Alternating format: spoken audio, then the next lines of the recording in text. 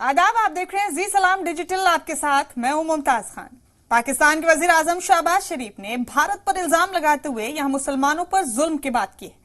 अपनी इस रिपोर्ट के जरिए हम आपको बताएंगे पाकिस्तान के इन्हीं इल्जामात के बारे में।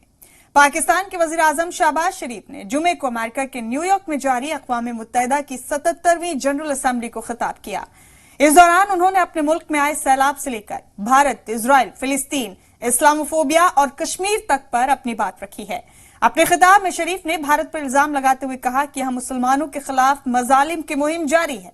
पाकिस्तानी पीएम ने कहा कि भारत के मुसलमान इम्तियाजी सलूक से भरपूर कानून, हिजाब बैन, मस्जिदों पर हमले और हिंदुओं की भीड़ की लिंचिंग के शिकार बन रहे हैं। शहबाज शरीफ ने कहा कि भारत के 20 करोड़ मुसलमानों के खिलाफ जुल्म की बाज़ाब्ता तौर पर स्पॉन्सर्ड मुहिम चल रही है, जो कि इस्लामोफोबिया का सबसे खराब रूप है।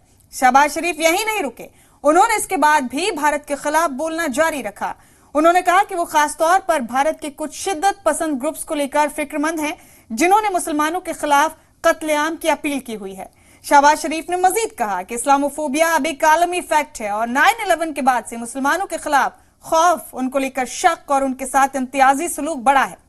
अब पाकिस्तान के इल्जामात पर भारत ने राइट टू रिप्लाई हक का इस्तेमाल करते हुए ऐसा जवाब दिया कि पाकिस्तान की बोलती बंद हो गई। भारत ने यूएन में कहा कि पाकिस्तान में अक़लियतों के हुकूक का सबसे ज्यादा नुकसान होता है। भारत ने कहा कि अपने मुल्क में चल रहे कुकर्मों को छिपाने के लिए पाकिस्तान के पीएम ने यूएन के इस मंच का खुले तौर पर गलत इस्तेमाल किया है और पाकिस्तान में अक़लियतों पर जुल्म किसी से छिपा नहीं है। अक़लियती तबके की हजारों नौजवान लड़कियों को अगवा किया जा रहा है। भारत ने मजीद कहा कि दुनिया के दीगर ममालिक को इसका नोटिस लेना चाहिए। ये इंसानी हुकूक के बारे में, अक़लियती हुकूक के बारे में फिक्र का मौजू है। तो ऐसी तमाम अपडेट्स के लिए आप जुड़े रहें जी सलाम डिजिटल के साथ।